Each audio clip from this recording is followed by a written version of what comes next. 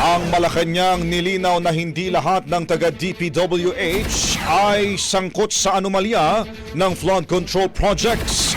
Brigada Maricar Sargan sa balita. Ibrigada mo!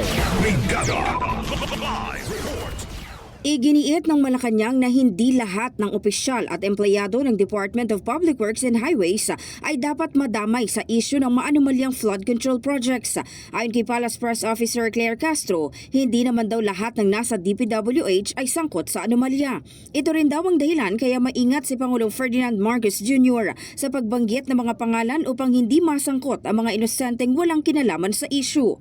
Kasunod ito ng pahayag ni Senator Panfilo Lacson kung saan inilarawan niya ang DPWH bilang isang malaking criminal syndicate dahil sa mga irregularidad sa flood control projects.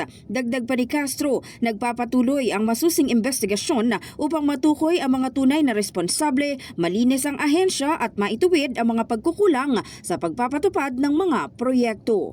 Kaya nga po hindi nagbabanggit agad ang Pangulo kung sino man agad ang involved dito dahil ayaw niya pong makasagasa ng mga inosenteng tao na hindi man involved.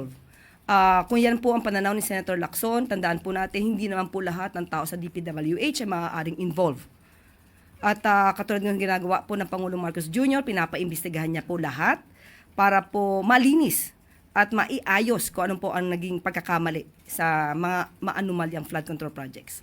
In the heart of changing lives, ako si Brigada Maricar Sargan ng 105.1 Brigada News FM Manila, The Music and News Authority. Ang bahaging ito ay hatid sa atin ng Mom's Love ES1 Capsule. Simulang tuparin ang pangarap ng iyong anak. And stunting now!